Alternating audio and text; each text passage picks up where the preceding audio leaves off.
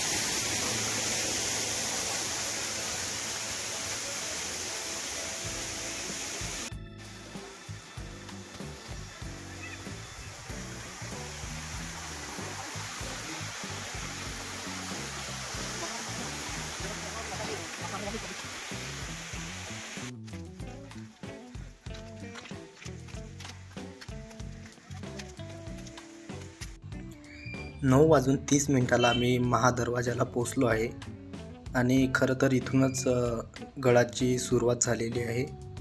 Finally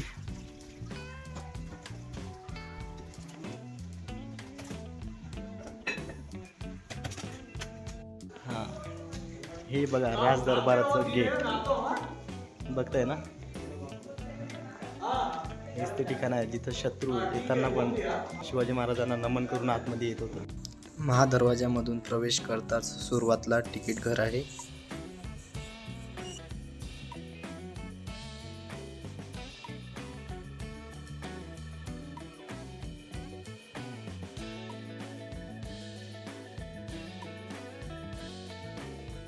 इथे एक जुना फलक आहे आणि या फलकावरती 52 पॉईंटची नावं लिहिली आहेत.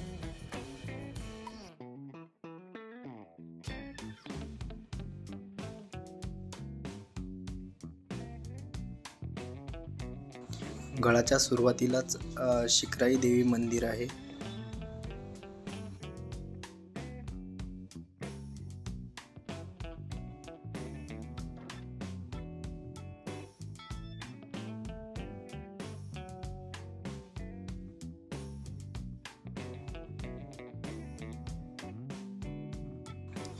ही आहे बाजारपेठ.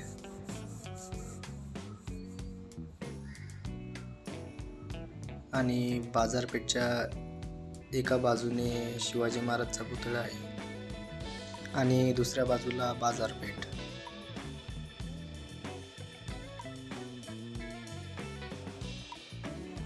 इथून आतमध्ये आहे राजदरबार. राजदरबार काही अशा प्रकारे दिसतो.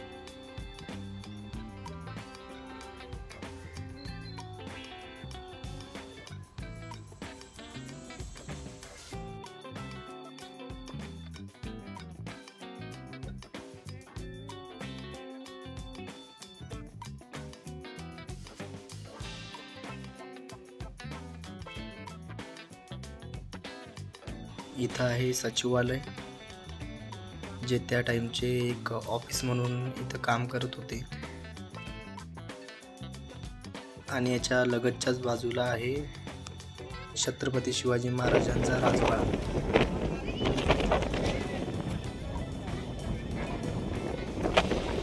आणि दुसरीकडे गेलो तर टकमक टोक म्हणून एक पॉइंट आहे.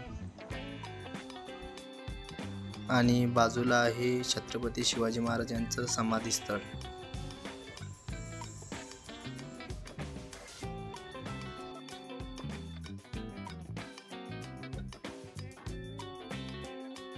तसा चालून प्रवास 1 ते 1.5 तासाचा आहे, पण तुम्ही इथून रोपवेने पण जाऊ शकता. रोपवेचा रस्ता फक्त अर्ध्या तासाचा आहे.